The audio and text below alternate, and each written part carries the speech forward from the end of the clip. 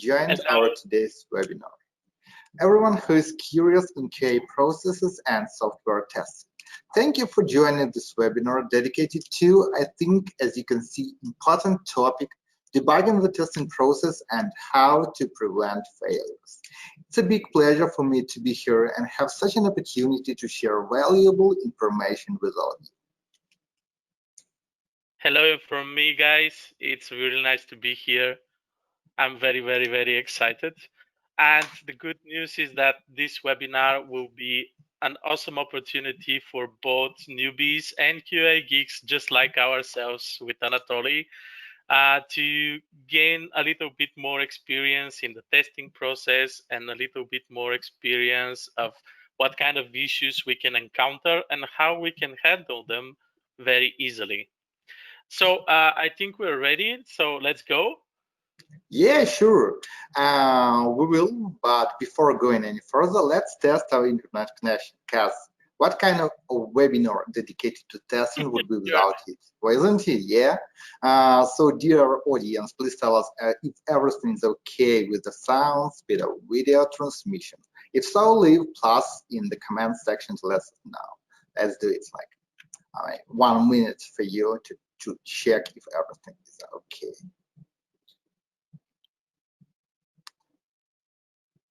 Seems like no problems. I hope no one experiences any problems with connection. So now we can start. Let's go. Awesome, great. Well, it's a good thing that the first bit of testing has passed. So one more thing that we need to do before we actually start is to introduce ourselves. And for me, it's a very great pleasure to do this webinar with Anatoliy. By the way, if you have any questions whatsoever, you can put them in the comment section and we will do our best to answer every single question at the end of the webinar. Yes, feel free to ask it. Awesome. So let me introduce my, I was going to say opponent, but that's not right. No, not at all. Yeah. Let me introduce my colleague. This is Anatoliy, and he is a program operation manager in QATestLab company. And you have been working in the IT sphere for 5 years now, is that right? Yeah, that's correct. Awesome. And more precisely, you have extensive experience in testing mobile applications and websites. And also, you're doing team lead and project manager works in different projects. Is that right? Yeah, that's right. That's my specialization. That's awesome. That's really awesome. Thanks. Okay. Your turn. Yeah, thanks a lot. These are very kind words. And now it's my turn, an immense pleasure to introduce my co-speaker, the QA guru, Ivaylo Borisov. Ivaylo is working as senior QA engineer in QualityHouse company, and on his account is, if I'm not mistaken, is more than 8 years of experience in the IT industry. Am I right, Ivaylo? Yes, it's really close to 9 now. Yeah, oh, really? That's an awesome number. That's a lot of time, yeah. Yeah, that's for sure. As I know, you have a solid experience in functional and non-functional testing, mobile testing platforms, compatibility, performance, stress tests, and standardization testing, and more. And I know that in the last 2 years, you are working also as an ASTQB teacher and leads courses and seminars for QA engineer certification. Yeah. Yes, this is a lot of fun, and it's awesome to interact with people that don't have any experience and to help them become a great QA engineers in the future. It's really rewarding. Yeah, so it's an extreme pleasure for me to hold this webinar together with such a specialist. And I think we will reveal a lot of interesting cases about QA processes together. Yeah, thank you for the sweet words. We definitely have something interesting to show you. So let's start with the actual slides. Yeah, Thank you. Yeah, that's us. Yeah, that's us, Ivaylo. So you can take it our photos here. So let's proceed to the next slide. So our agenda will look like this. The first part will cover testing processes in general. Yes, and then in the main part, we will be describing 13 different problems that we've selected beforehand. And the good news is that we will share not only the problems, but some tips how you can handle them, how you can solve them in the future. And then in the third part, yes, in the third part, you will have a chance to receive answers to your questions that you put in the comment section during the whole talking. And we will do our best to give you a straight answer that can be helpful for you. So Yes. let's go. Yeah, sure. So speaking about testing processes, let's um, take some time for discussing this moment. So what is testing process in general, yeah? And how does it look like? So it's some number of various activities that are intended to improve the quality of the software product. Each stage has its own entry criteria and deliverable, which are combined and evaluated to get some expected results and outcomes. And one more important thing that you should know about, that there is no universal test process, and it can be determined by manufacturers. So here also you can see like the main points that we will discuss today that Ivaylo also told about. And next moment is about importance of test processes. There are some factors that influence the test process, and of course there are lots of them. You can see it on our site. So this is the software development lifecycle model and project methodologies, test levels and test types, product and project risks, business domain, operation constraints that include budgets and resources, time scales, complexity, contractual and regulatory requirements, organizational policies and practices, and required standards. So when we approach the testing processes, we need to consider all these points. And next slide will be about the right approach to making the phases of the testing process. And here, how it should look like. There are like main 7 phases. This is test planning, test monitoring and control, test analysis, test design, test implementation, test execution, and test completion. And now it is Ivaylo's turn, and I'm giving the floor for him to highlight the most interesting cases of errors that you may encounter during software testing. Yeah. So let's start with this, the first problem. Thank you. Yeah. Okay. The first problem we've selected is called skipping the planning phase. As you just learned from the first part of our seminar, the first phase of test process is the planning. And this particular challenge occurs when we are pressured by time and we are pushed to deliver the product fast to the market, to the production environment. As a result, we may have weak or non-existing test strategies, test approach, test plan, or defined expectations for the definition of ready and definition of done criteria. And this by itself leads to defective product quality just because it's not fully tested or it's tested inconsistently. Leads also to repeating test process phases just because we have inadequate results and execution, application failures due to missing testing, and so many other problems.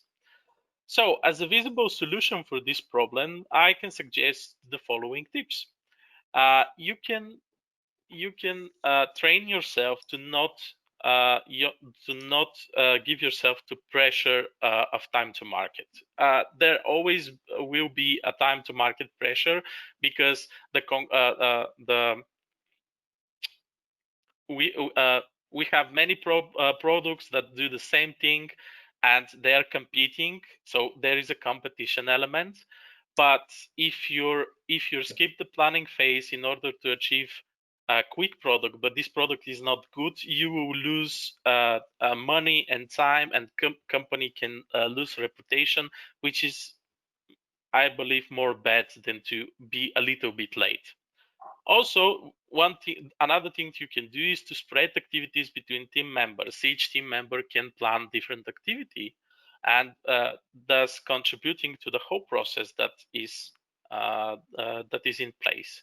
Also, this is a good idea because each team member has a unique expertise about, let's say, development or analysis or architecture, or in this process can be included even the clients, just because they have the best domain knowledge about the product that we are developing. Another thing that you can do is also to hire an outsourced contractor, which can do the planning and to help you with this whole process. This is actually a very viable option nowadays because it's still considered very low investment in comparison with a big failed project at the end, or the need to restart the project again and again. So the next problem that we will tackle is called no domain knowledge. This problem affects many phases in the test process and usually occurs if we are new to the team that is developing the product, or we are new to the company that is providing the solution or the product or the service or whatever we are working on.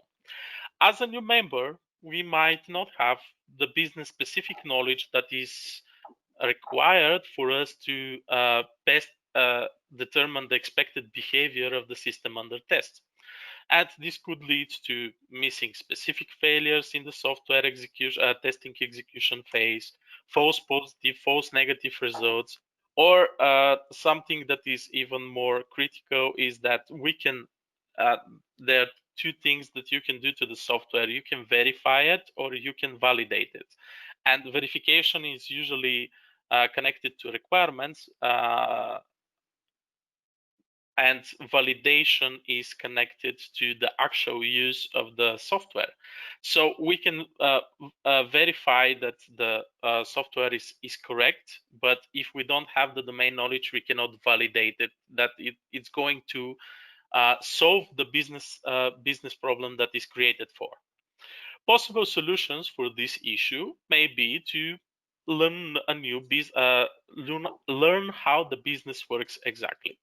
It's very good idea, and I strongly recommend to you to invest some time and money to gain a basic business education. You can visit some business seminars, you can go to classes, you can learn a little more about the domain that you're working in. This could be telecommunication software or automotive software or specific software, let's say for banks or for medical facilities or whatever. Each one of them is a software, but works a little bit different depending on which business domain is created in. Another thing you can do is actually to use the client and every stakeholder in your project to gain their expertise about how exactly the product is supposed to work. And this is a very good approach, especially in Agile project, because the client is actually a team member of your team, and you can use his knowledge and his expertise to predict what exactly you need to test and how exactly to approach different elements of the system. Another challenge that you can encounter, we call glossary misunderstanding. As you probably know, testing is a context discipline. And in different projects or different teams, a single word can mean different things. And I actually am battling with that very problem right now. In my project, we have big system, and one element of this system is called affiliate portal. But once you log in actually in the system, you see a big logo that is called Partner Connect. And I had situations when I described an issue and I call it Partner Connect, and then developer connects with me and says, "Do you mean the partner portal?" And I say, no, I mean the DF Connect portal. And so, oh, you mean the affiliate portal? And this leads to misunderstanding. What exactly are we talking about? Not having a glossary in place could lead to really bad communication problems between team members, between whole teams, between even the customer, the client, and us. To protect yourself from these foes, testing these foes in testing, you can use the following approach. At the beginning of the project, during the planning phase per se, you can make a meeting, dedicated meeting, where you can discuss what exactly in your project, how exactly you will code different elements in your project.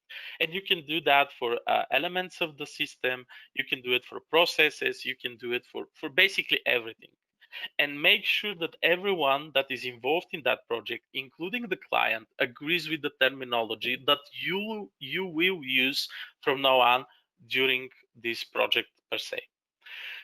And that way, when a team member is using a specific word to describe a problem, everyone knows what that description means. It's really, really important. And it's something that it doesn't require that much of an effort, but it can lead to such great benefits in the long run. Next problem, we call precision testing or kill the assumptions. As testers, we work with precision every day. We often use different metrics or definition of ready or definition of done, or we are performing sanity checks on our testing environment or testing scenarios in order to evaluate a different activity that we are doing in that particular moment.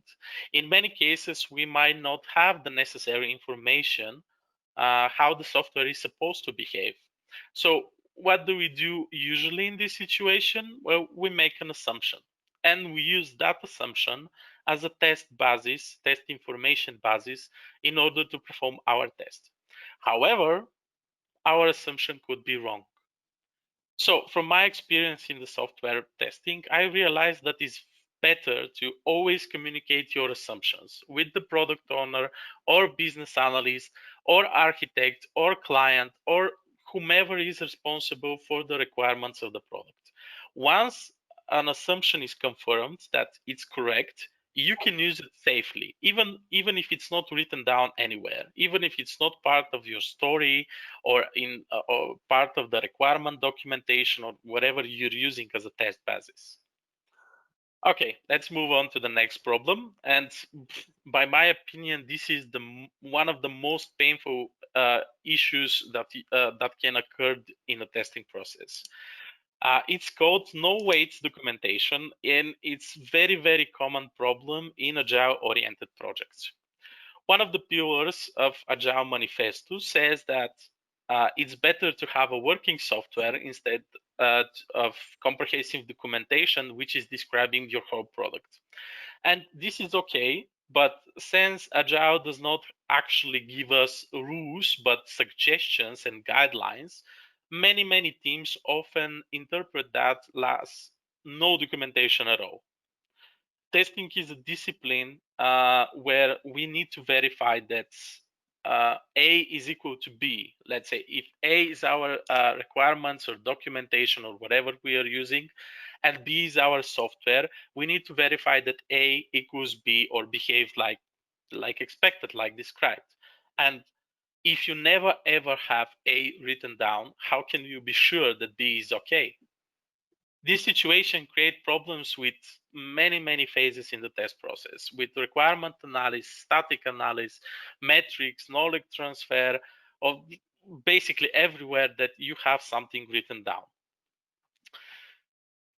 There is a basic solution here. Yes, Agile is right. We don't need a comprehensive documentation in order to start the project. We don't need 600 pages describing a big product and every single little detail that we are going to include in that project, in that product during the project.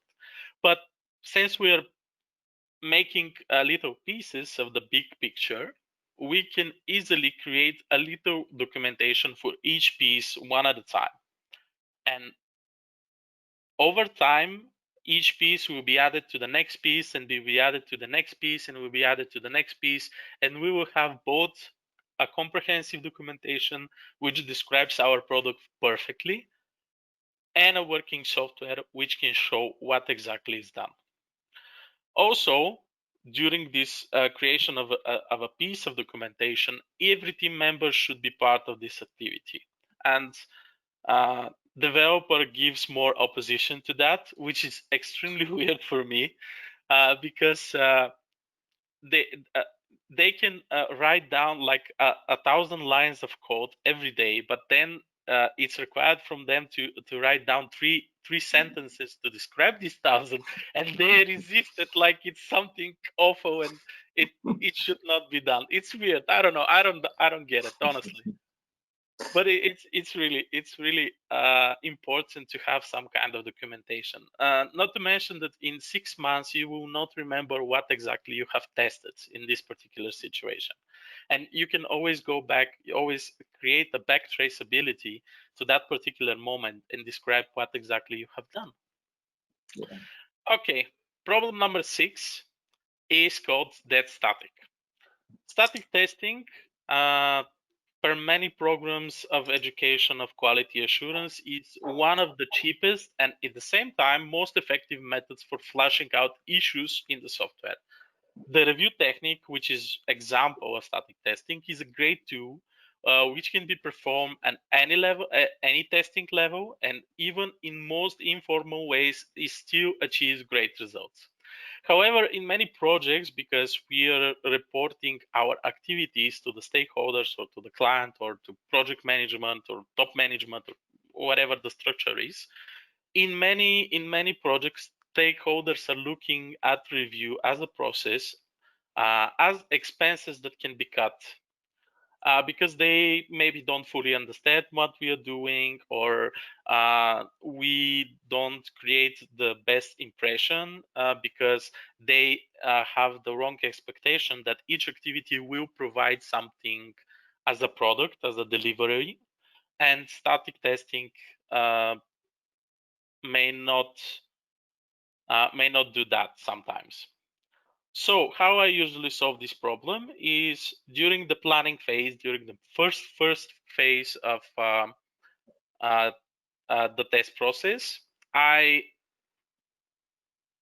create a meeting where we negotiate a specific percentage of the testing time to be used expressively for static testing in a very formal way. It should be part of the overall process. It should be part of everything that we do. Everything that is written down, given codes or test scenarios or requirements or test results or reports or whatever is written down, it should be a subject of static testing one way or another.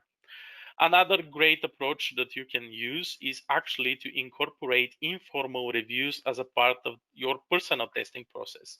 Every technique in the quality assurance field can be used from a totally informal way to totally formal way, as with many documentation procedures and whatever, to you can call off to your colleague or a buddy in front of you and say, okay, can you please look at what I've just done and tell me if you see something that is bothering you. And yes, something like this, and these are very simple steps that we can perform, and it can solve so many problems, because we are finding issues as soon as they are introduced into the system. They are not even introduced yet, because we are doing review before the actual product is developed or tested or whatever. So it's a very, very good idea to incorporate review informally and formally into your process. The next issue we called not working with risk, and this is a more complex issue and affects many situations. Testing is a way to testing as an activity is a way for us to mitigate risk in a software project. And risk analysis is one of the most vital parts of any test plan document, also called living document. It describes which product and project risks we must be addressed with our testing activities and what can we do to make sure that negative events do not occur when the system goes live or it's actually used by the end customer. However, even though the tester contribute the most to creating and maintaining the test plan, because every single little bit of activity that we do uh, through monitoring and control phase is actually incorporated into the test plan. Often we don't have access to the document itself. That access is denied by the project managers or team or project organizers.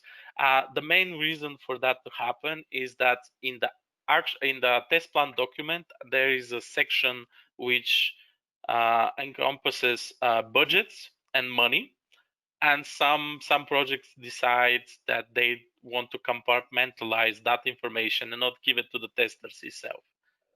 But we need to know what kind of risk we are fighting and what exactly needs to be done in order to mitigate them. So one possible solution of this problem is to demand access to the risk analysis. You may not demand access to the full document, but you need some access to the risk analysis and to impact analysis that is supposed to be done at the beginning of the test process.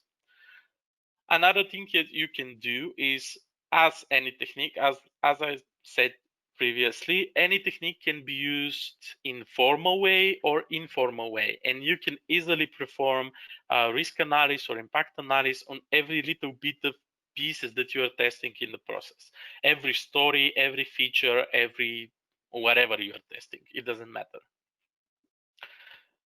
Problem 8 is related to the implementation phase. This is the phase that comes just before you go to the actual execution of the tests.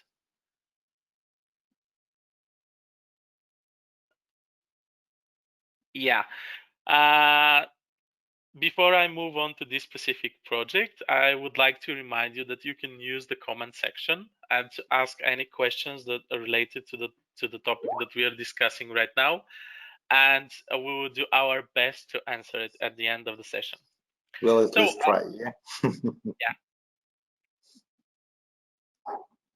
So problem 8. Problem 8 we called skipping the implementation phase and time to execution metric. It's actually two problems that are combined into one because they're strictly related one to each other. In many projects, in the execution reports, usually created by some kind of tool that is automating our process, is used a specific metric that is called time for execution. This metric creates great problems with the stakeholders because it's usually misread. Time for execution metric shows the actual execution time, the moment you click start on the test and it's executed and it's finished. But this metric does not consider the time that you need to invest in order to prepare for the test. This is preparing the test environment, preparing the test data, maybe doing double sanity check on a test scenario itself. All this is not incorporated into the metric time for execution. And all of these activities are usually part of the implementation phase. And another issue that comes with that situation is that often the implementation phase is skipped, and then we need to take time from the time for execution in order to perform this task, like creating test data or making sure that we have the right environment and it's working correctly, and so on and so on. So when a stakeholder, when a client, when a person that is marked as a decision maker see that time for execution metric, and the first thing that pops up in his head is that okay, I see here in the budget, let's say, that we are paying you for 5 days of execution, but this metric shows that you have actually tested 2 days. So why are we paying for the other 3 days since you're not testing? And these other 3 days are actually the time that you are investing into implementation in order to make sure that the other 2 days that you are actually executing the scenario, everything will be fine. You will not have problems with setting up or whatever. So this is a very, very tricky issue, and it's something that I try to avoid. I mean, I try to avoid this metric, or I make my very best to explain to the decision makers or to stakeholders or the clients what exactly does it mean. And once you do that, but beforehand, not when the issue arrives, they start to read it correctly, and they stop to get nervous when they see that there is one number for actual execution and another number for using the tests. Another approach that you can use is to not skip the implementation phase. Dedicate some time, plan it beforehand, before the actual execution starts, to make sure that you have everything in place that you need. Every single piece of data, every test scenario, every tool that you may have, or licenses, or whatever you need. So I have spoken enough. Okay, thanks. And it's Thanks, time, Ivaylo. Anatoliy. And it's time, Yeah, thank Anatoliy, to you. share some Thank you. information as well. Thank you, Go my ahead. dear colleague. Thanks a lot for sharing all this insight and raising hands for all these problems. I think that they are very useful for the audience. Very interesting things that I don't think that everyone even knew about. And I would say that it's not it's a rare thing that like specialists can share some experience with others. Let's continue with to reveal some problems of the testing process from our list. And the first problem, but it's actually number 9, what I would like to talk about is automania. What is automania? Let's say in the latest years, everyone has heard about automated testing, and everyone knows how important it is for each problem, like to make some automated tests, to do automated testing for a product. But not everyone clearly understands when and why do we need automated testing. Most client thinks about it like some magical panel, magical button that when your product is automated, you just need to click some button and everything will work automatically, and he won't need to hire new test engineers to do some work for him, because everyone will be done only in one click. But of course, that's not true. We need we do not need to rely on test automation solely. Manual testing is important as well. And when the product, let's say, only automation won't solve all problems on the product, especially if the first version is not very stable, and it helps us to optimize the testing process, but it cannot replace the manual testing itself. Without manual testing, the automation just will fail. And we need to make sure to explain to every decision maker that skipping manual testing and relying on automation too much will be very costly and will lead to greater problems. So do not rely only on automated testing. Think about manual testing as well. Next problem that I would like to talk about is knowledge transfer system in place. What I mean by this point. Let's say when we think about some complicated projects, especially some long-term projects that exist for years, that are tested for years. In this case, the test engineers can replace each other on the product. It's not very often when one engineer like works for the whole period on the same project. He can be replaced during the time for any reasons. And when a new person comes to the project, and if he doesn't have any knowledge about the process, the project, he has to start working on it from scratch.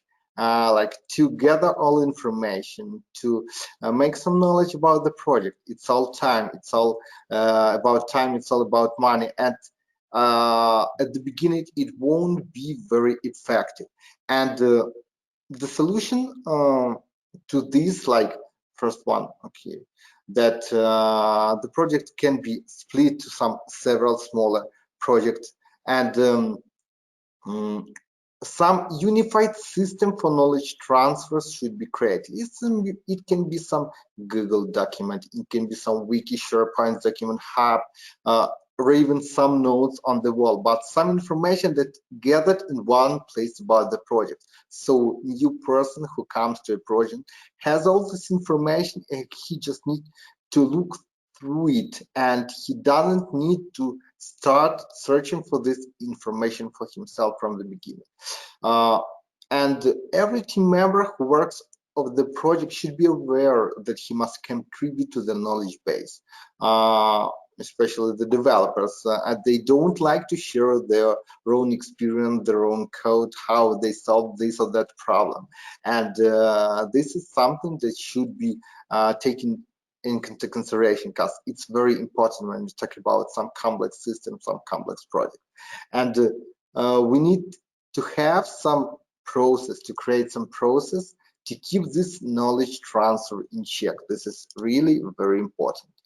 The next problem that I would like to talk about are not directly about testing process, but these are some types of testing that are also very important, but usually are not considered as this.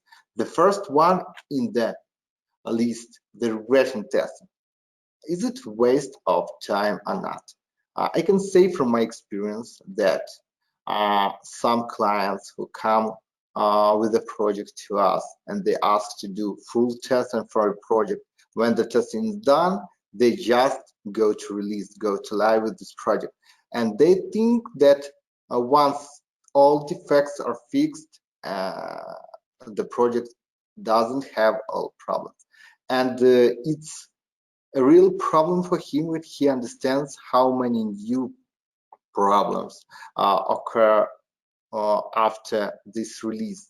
Because regression testing in this case helps us to detect all new issues that can be caused by changes of software or some defect fixes that were done by developers, because each fix can affect other areas of the product and lead to new problems.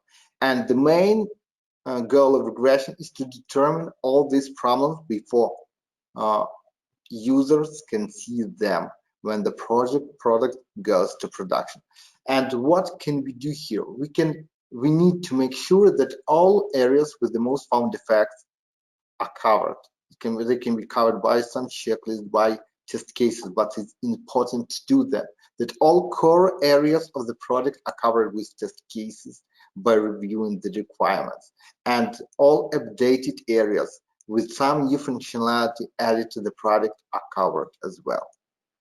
The next specific type of testing, and I can say that not everyone even knows about this type of testing, is compliance testing. And why is it important? Because usually how we do testing, we focus on some functional testing, UI testing, user experience testing. When we think that product looks good from the functional point of view, all functionality works as intended, and product is fine, product is ready for going to live, but it's not as it happens. Compliance we need to make sure that our product covers all requirements. It can be some internal requirements, some company requirements that should be taken into consideration. It can be some external requirements. When you think about websites, we should make sure that all W3C requirements are being taken into consideration. When we talk about some mobile application, especially when we talk about iOS platform, that iOS guidelines are taken into consideration. When we speak about specific healthcare application, that different protocols can be used for these types of application, and all these requirements should be taken into consideration. It's very important. So before starting testing of the project, we need to collect all data about specified standards and specification that can be connected to our product. And validate this sphere is designed to all specifications, standards, and guidelines. It's very important, not only to do some standard functional testing or UI testing, but also to make sure our product includes all information from standards, specification, requirements. It's very important to do that. And the last but not the least problem that we would like to share with you is UX. To be honest, what is UX? It's user experience. Again, most clients think that it's enough for application to be fully functional. It's enough for application to look good. And they don't think that the application should be, let's say, that it should be good for the users as well from the user perspective. That when you look at the application, look at the website, every icon, every button should be clickable, should be seen good enough for the user to understand what does it mean. It's very important because nowadays, to win the battle for consumers, products should not only look good or have different functionality. It should be clear to the users. It should make the user to come back, give new experience, be user friendly, and this is very important. So what we can do when we speak about user experience, we should check some things like navigation flow, how the application or website is generally performed, what user experience our product can offer to the new customers.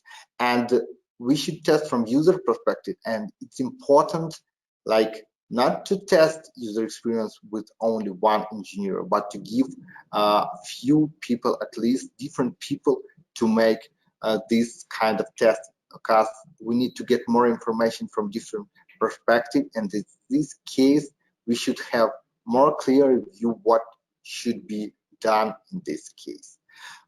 So this was the last problem that we would like to share with you today. And I think now we will make some short conclusion about our today's webinar, what was discussed today and what problems were raised today. Ivaylo, maybe you would like to say some words. Sure. And the conclusion, yeah. Sure. Okay. We have shown you 13 different problems that can occur in the test process, and each one of them is very severe by itself. But one thing I would like you to remember, besides the information that you already heard, is that these problems are global, these problems are severe, and they should not be tackled by a single person. You cannot solve the knowledge transfer problem by yourself. They should be addressed by the whole team. But you, as a test specialist, you can be the advocate of the change, of the process of change.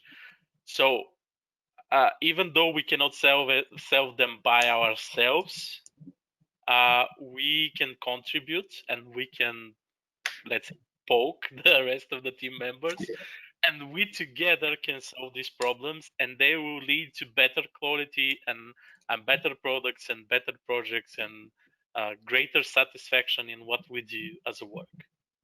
Yeah, that's my conclusion. that's right. That's right. Yes. I completely agree with you. A testing process is the important key to successful product, and only with right approach, it is easier for tester, for people who are involved in this process to perform and give good results. Only in this case we will have this successful problem, this successful product. Okay, and I think next we will move to the questions and answers section. So Yeah, I let's see.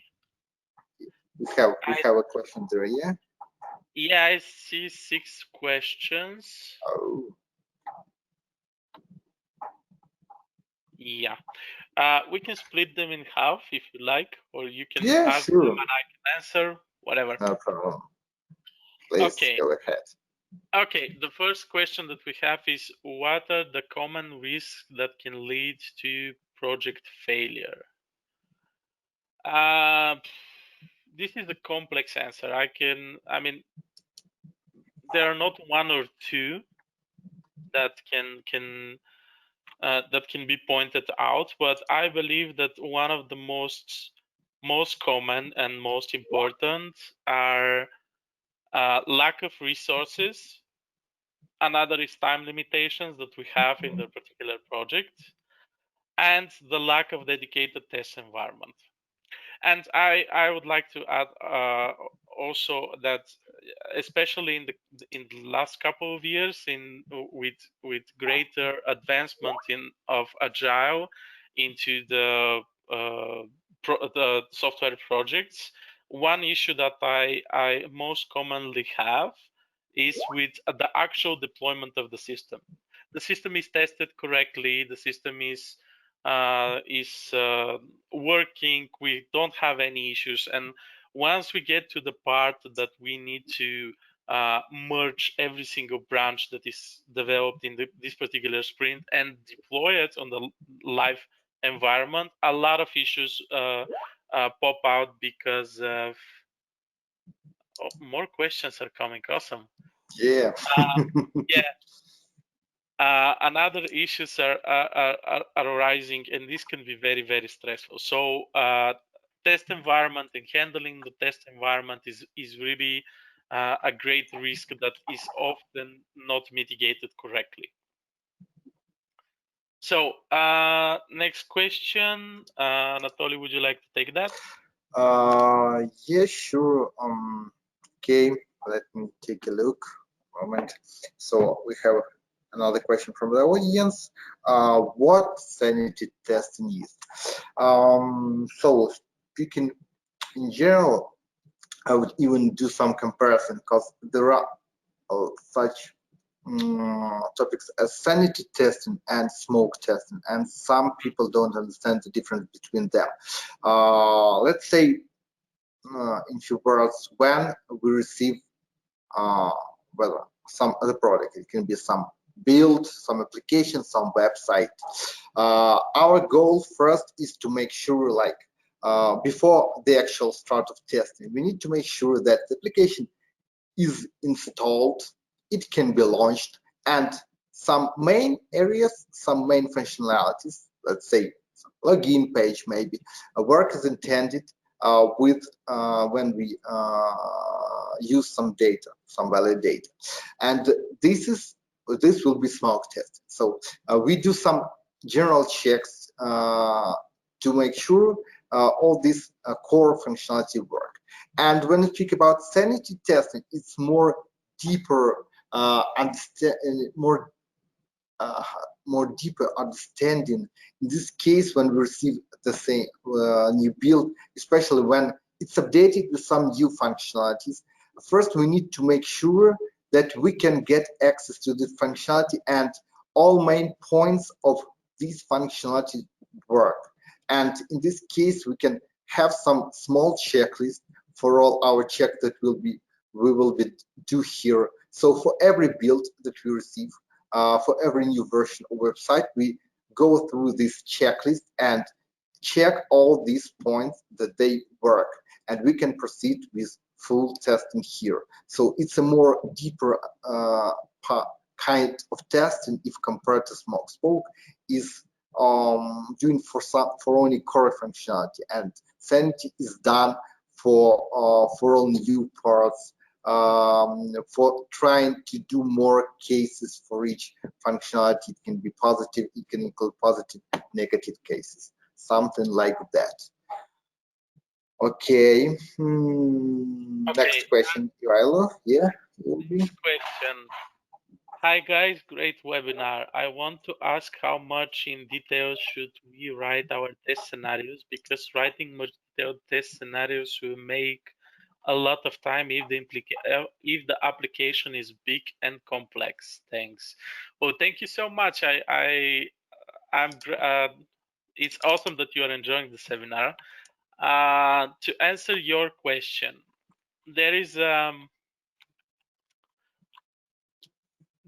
technique that we can use when we write test scenarios. It's called low-end and high-end test scenarios. In high-end, we have only the basic elements of the test scenario. That could be a short sentence for description. It can be the title. It can be maybe some relations with different test scenarios or test environment, and so on. And these type of test scenarios, which are very, very short and very not so much details, can be used. I personally decide to use them based on some factors. One factor is who exactly is going to execute the scenario later on. Because if I have a new team member or a junior QA, or they should be executed by the customer itself, because this could be a situation at some point, I prefer to put on a lot of details. If I myself will execute the test scenarios later, or appear to me another colleague that I know that is experienced and have the domain knowledge and have the testing knowledge will execute them, then we can use the high level approach of writing test scenarios. It really depends who exactly is going to read them and execute them later on. And my recommendation, if you have the time, if you have enough time, go for the detailed scenarios, because even if you yourself are going to execute them later on, and you know what exactly you have written down during the test design phase, maybe in 6 months you will have to reuse some of the scenarios for regression testing, or for bug verification if something arises later on in the project timeline. And you might not remember what exactly you did during this test case creation. So going for the detailed version is always the best approach that you can use. But if you're pressed by time, yes, you can go for low detail scenarios. This is a working approach. I used it myself many, many times in projects. Okay, another question. Yeah, will you continue or me? Yeah, I will take that one as well because I love it. Okay, no problem. What would you recommend? Books, websites for learning to someone who just started in QA? I finished QA Academy. We've learned about manual automation testing, ISTQB methodologies, SQL, NoSQL, Linux, etc. So my question is, how can we prepare what to expect for an interview for a junior tester position? Well, this is again very context-oriented answer, because in one company you may expect one thing, in another thing. Some companies they love to put like brain teasers and complicated logical problems in their interview, which is nothing. You will never have to use this kind of skills in your actual day-to-day work, and I find very funny, by the way. But it's good to I always recommend to my students to rely on the basics, because the basics are the same everywhere. This is the testing process, ISTQB methodologies. Yes, in some cases you may need SQL, in some cases you may need no SQL, or Linux expertise or whatever. You might need to know a little bit about embedded software if you're going to apply to a company that is working on that kind of projects. But it doesn't matter what kind of project you have. It doesn't matter what kind of system you are going to develop. You are always going to rely on a basics. Your QA Academy Foundation course is the one thing that you need to be ready to describe and apply on everyday basis.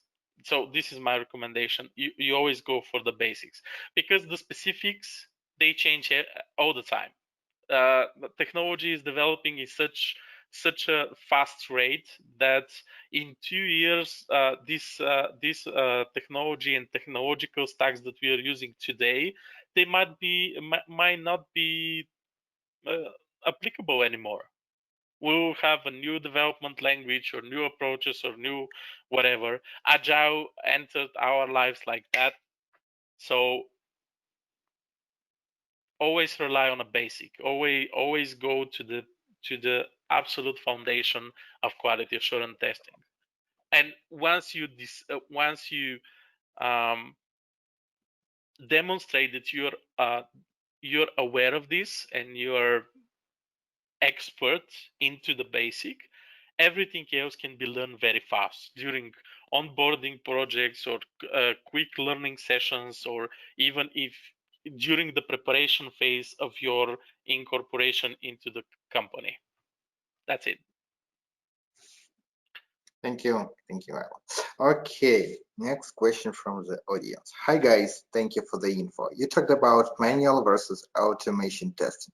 Could you please draw some examples when the automation is really required by business? Thanks. As I said, usually automated testing is implemented on that phase when you have some stable version of the application or website, when like the manual testing is done. Few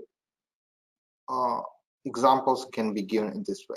Let's say we have some kind of messenger. The client has a messenger, and he needs he's planning to have like 2,000 users per day. Yeah, how is impossible, almost impossible, or even if you don't have like the company with 2,000 testers in it, to check if your application will handle this, if the server will handle this. In this case, stress testing can be done. Usually it's done in these cases. Another thing, when you want to support your platform for a long time, and it's not very effective to assign manual engineers every time when you need to do some testing.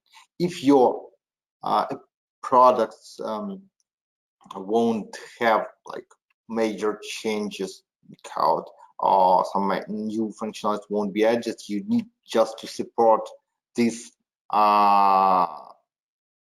your platform. In this case, the automated scripts can be written that will be executed after each iteration, after each release. So they can be updated, of course, if some new was added, but it's easier to update this case than to involve manual engineers every time. So these are main two cases in this case. And one more question. Think the purpose of compliance testing is to determine if the system under test confirms to meet a particular standard. Yeah. Unfortunately, I see that our time is off. Oh, so the person who asked that question, we will answer you by email. And it was lovely that we could share that time with you. I hope you find it very useful. And I wish, I wish you guys are healthy and happy. Have a lovely week. Have a lovely week. everyone. Bye. Bye.